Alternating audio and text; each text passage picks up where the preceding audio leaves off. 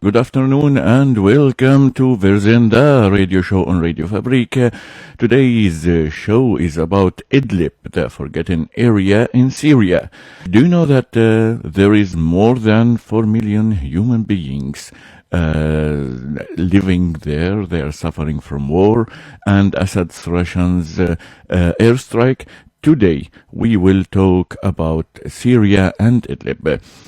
Everything now is going to be so bad in Syria. And this is the problem is that now it's the 9th years has witnessed yet another escalation as the Syrian government and its allies have launched a campaign against the oppositionist held areas in the country northwest. In recent years, the Syrian government and the allied forces took over opposition-held territories across the country. Hundreds of thousands of civilians and oppositionist fighters from those areas were posed to Idlib province. Mr. Suhaib Al Jaber from Syrian Turkish borders. A short break and we will be with them and with you also. Hello, Mr. Suhaib. So how is the situation there? Thank you for having me to talk or describe the horrible situation actually in Idlib province in Syria, and I'm ready to give any details during the program now, and I already have some information about the situation now, the displacement and the victims of the military campaign. Syrian Russian military or Assad Russian military nowadays campaign. In Idlib and Assad regime and supported by the Russian forces and also the Iranian militias on the ground. That's true. Mr. Al Jaber, Erdogan said that Turkey will hit Syrian government forces anywhere by the end of this month if they didn't withdraw to some points in Sochi agreement. What about the civilians when Turkey will decide to hit the Syrian Assad's regime forces? How do you think? Do you think that the atmosphere, the civilians' atmosphere in Idlib, will be ready or is ready to have another severe war? Actually, the civilians there are living a horrible situation. Unfortunately, until the moment, none of the governments talking about the massacres or talking about the suffering of these people. There is a lot of suffering, there's a lot of displacement and crimes, massacres committed by Assad regime in this province and other provinces, other areas.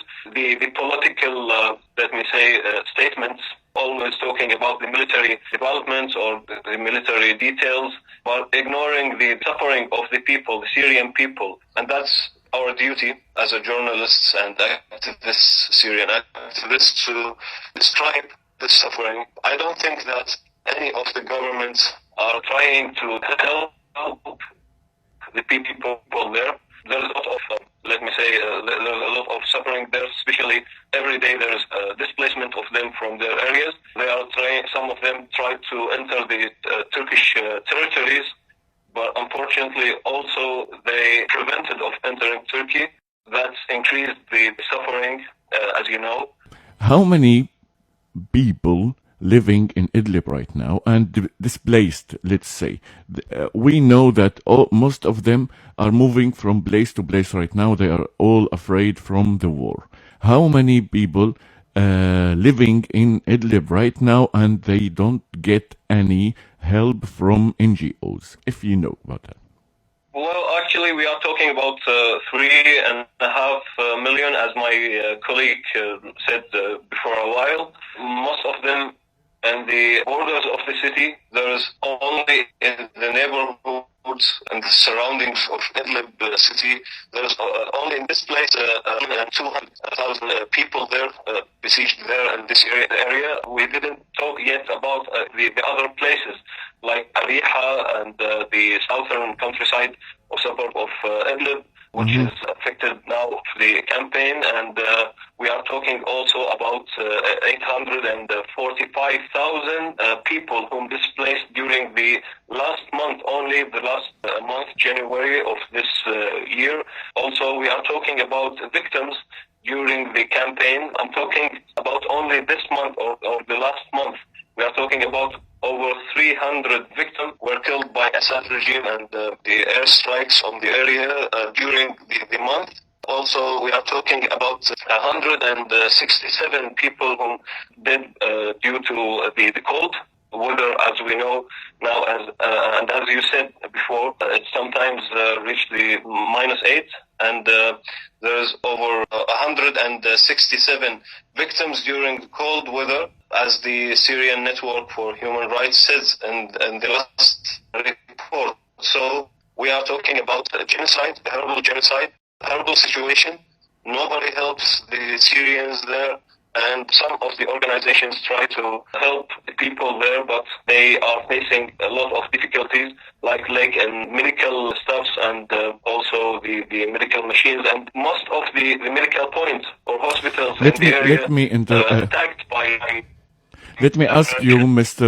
Jaber, now, Russia and Assad's regime saying that Idlib is full of terrorists and terrorism. Is that right? Actually, I don't know why the international community saying that this statements by Assad regime and Russian is true. We can see, and everybody can see, the videos and the activists inside Idlib and other provinces and areas. They taking videos for thousands of people who left the place due to airstrikes, the Russian airstrikes. Those are civilians, children, women, and elderly men. We don't deny that there's military factions there inside Idlib, but they are not terrorists. Even if there's terrorist organizations there, we suppose that there is terrorist organizations. That's not a reason to attack and bombing the civil gathering and killing people, innocent people. So that's a very bad pretext. Yes.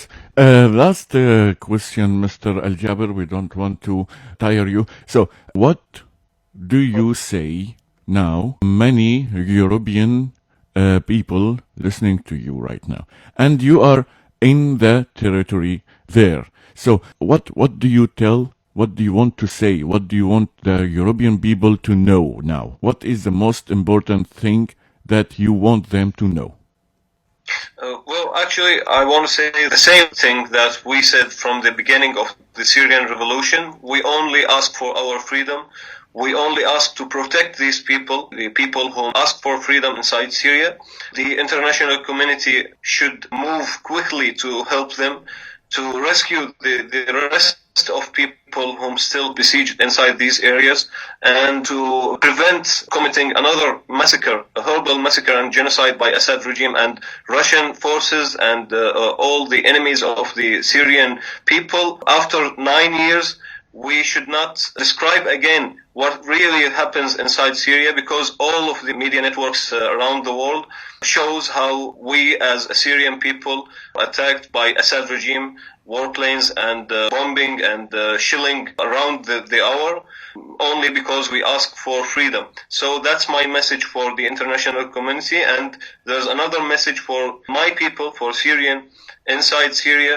I ask God to protect them, and they are so patient. I know that they will get their freedom someday. We'll stay asking for freedom and the aims of the Syrian revolution until the end. Mr. Suhaib Al Jaber, journalist and activist in Syria, thank you for being with us. You're welcome. Thank you so much for having me. You're welcome. We are here